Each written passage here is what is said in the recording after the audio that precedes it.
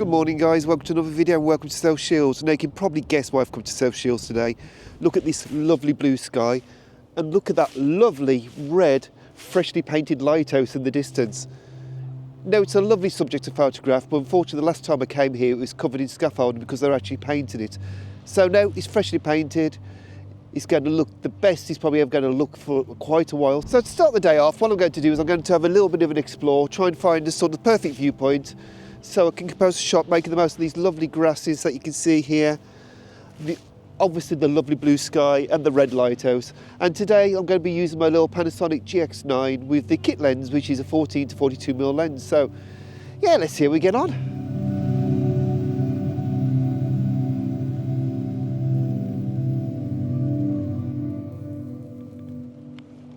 Right, so I think I'm going to take a shot around here somewhere, and I'm going to be using a tripod, but what I do suggest you do sometimes if you're a sort of tripod-based photographer is actually just walk around with your camera in your hand first of all, and then find the angles that you want before you set the tripod up, because I see it all the time. As soon as you get that tripod out, it's almost like you're glued to that single spot. So I think sometimes it's just a good idea to get your camera out first of all, have a walk around, find the angle you want, and then commit yourself with the tripod. Now, if you watched last week's video when I was up in Edinburgh, basically the only camera I used all day was the Panasonic GX9, but I did take all the Panasonic full frame stuff as well, which I have to say weighed an absolute ton. And it's got me thinking, because I got to the point where I actually did go home early, so I was planning to do 2 videos, but the light wasn't as good as I was hoping in the afternoon. And I was feeling fatigued for carrying all this stuff around, and it did actually get me thinking that I would like to maybe commit more to just using Micro Four Thirds for sort of stuff when I'm walking around, city-based stuff, things like that, and maybe just use the Panasonic full frame gear for like paid jobs or stuff where I'm literally just walking a little bit distance from the car or whatever. I suppose basically what I'm trying to say is I'd like to commit more to Micro Four Thirds. But before I can do that, I need to know what its strengths and weaknesses are. And one thing that's concerning me is diffraction. But before I start discussing my worries about the system, I'd like to discuss one major benefit, because the two are really tied hand in hand with each other. And that is the fact that because it's a smaller sensor, I'm effectively getting more depth of field in my shots. So that means that I don't no longer have to shoot at sort of f16 to get front to back sharpness. For example, like this shot here, because what I'm going to do is try and keep this grass in the foreground in focus, whilst keeping the red lighthouse in the distance in focus. And to achieve that with a full frame camera, I am going to be looking at using a really high F number, maybe f18, perhaps even f20 to go from there to there. And theoretically, I should be able to get away with about f8 on this camera because it is a smaller sensor with an increased depth of field, as I explained. Now, whenever working on a tripod, I do always recommend that you take off your strap, especially if it's a little bit windy like it is today. So I'm going for base ISO, which is ISO 200. I'm going for f8. That is giving me 400th of a second. As you can see, the shot's looking all right at the moment. The lighthouse is sharp, which is the main thing. But what I do want to do, I want to try and get a bit more creative with it, because I think, because there's a bit of breeze going on, all the grasses around me are moving, and I think I want to exaggerate that movement. So I'm going to fit a 6x ND filter.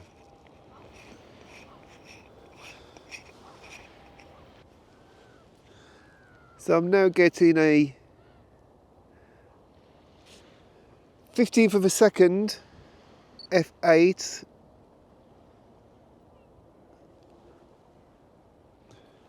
and I actually ironically want a bit more of a breeze to happen. That's better. I want it to look like I'm intentionally blurring the grass, not that it's an accident. Okay, this shot's causing me some problems, and the major problem is I want to blur the grass more. Now, if I was shooting full frame, this would be quite simple, because what I would be doing is I would just be increasing my aperture to about f16, which I would have needed for front to back sharpness anyway. And in turn, I would have had a longer shutter speed.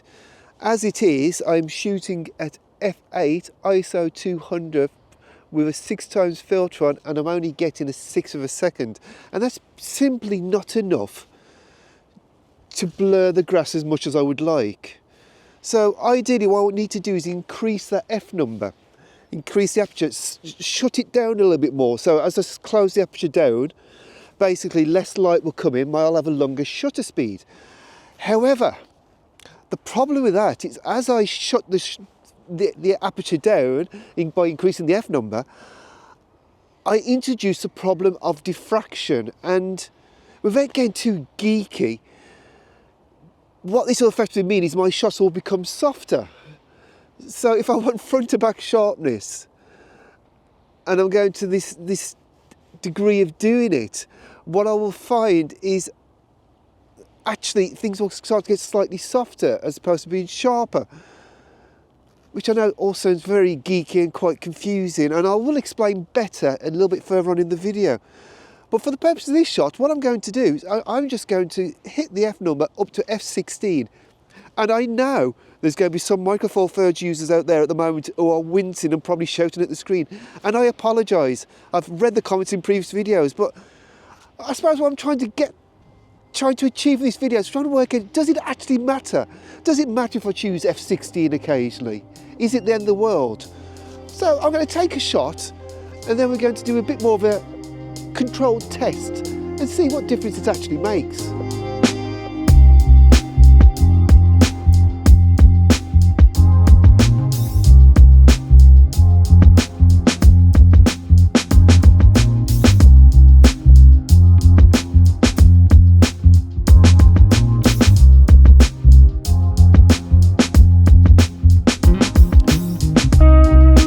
So what exactly is lens diffraction? Well, to put it simple, effectively, as you close the aperture down on your lens, as the light comes through, the more you close it down, the more it spreads out onto your sensor. So if you're shooting at a narrow aperture, say f5.6, it's coming quite directly onto your sensor. As you go to f8, f9, upwards to f16, it starts to spread out more on the sensor, and then it starts to mix itself up, basically interfere with itself, the light interferes with itself, and effectively what it gives you is a softer image. Now, to be honest, I've never particularly worried about diffraction. I think there is a danger with photography of getting too scientific about some things and getting too wrapped up in image quality, when ultimately image quality nowadays is pretty decent. Probably whatever camera you use, probably what f number you use, to be honest. Unless you're going to be printing billboard size, you're probably not going to notice that much of a difference. But I also have to be realistic that if I'm going to start using a smaller sensor camera for perhaps 50% of my photos, if not more, and these photos will likely to be used for calendars and prints and stuff like that, then, you know, I just want to try and achieve the best job I can. I don't want to compromise too much on image quality. So I think what I'm going to do to try and test this sort of how bad diffraction is I'm going to take a shot now at pretty much every aperture I have on this lens throughout the range, and then we'll compare the shots when I've taken them. So I'm starting off at f4 and going all the way up to f22.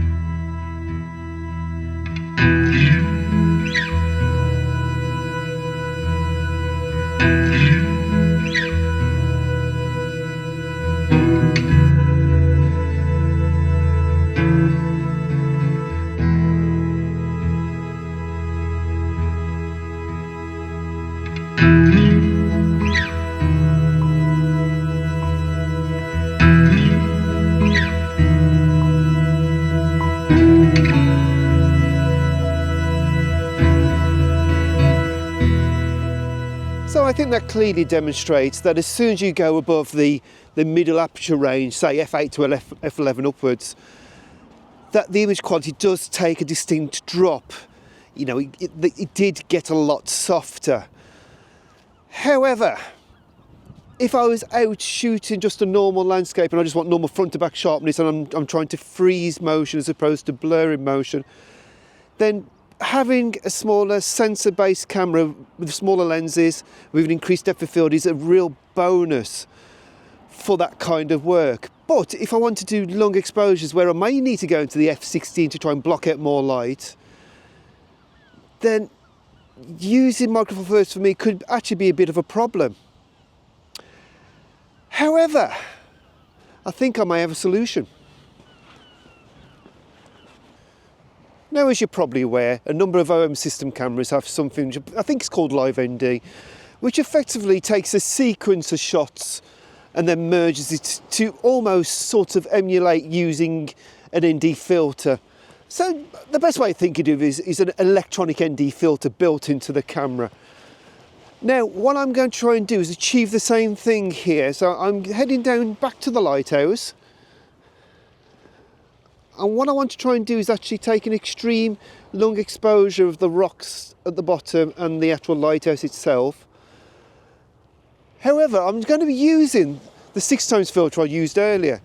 And what I'm going to do is set the camera up so it takes a sequence of shots.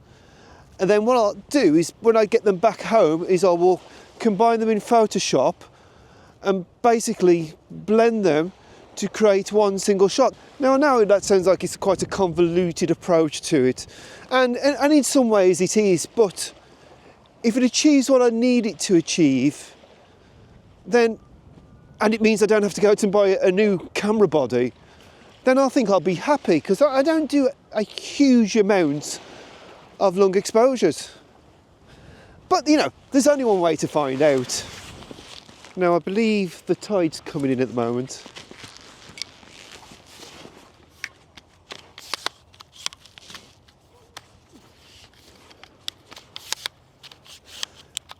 We get a nice little bit of reflection of the lighthouse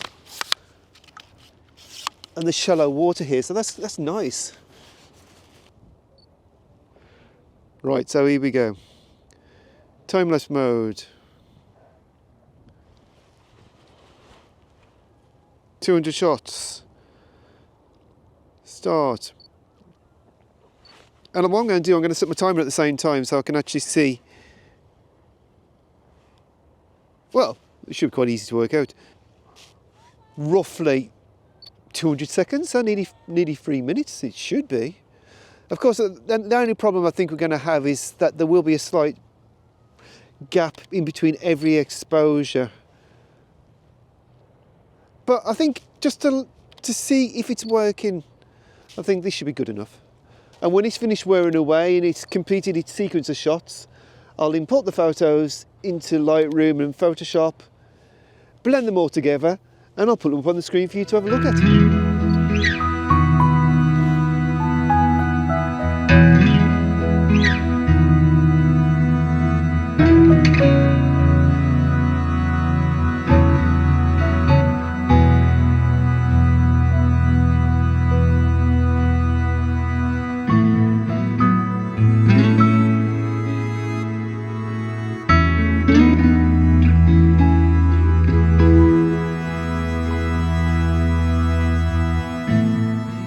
So hopefully that shot turned out.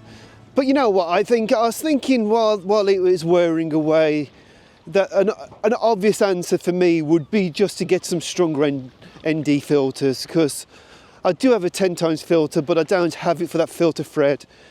But you know, I haven't looked for a while, but I imagine I could probably get 15 stop or something and sort of pretty much solve all the problems and not have the faff on having to do things electronically like that, because I think for me, I like to do as much in camera, so whilst that may be a good software-based method of getting around it, yeah, I think some stronger filters is the answer.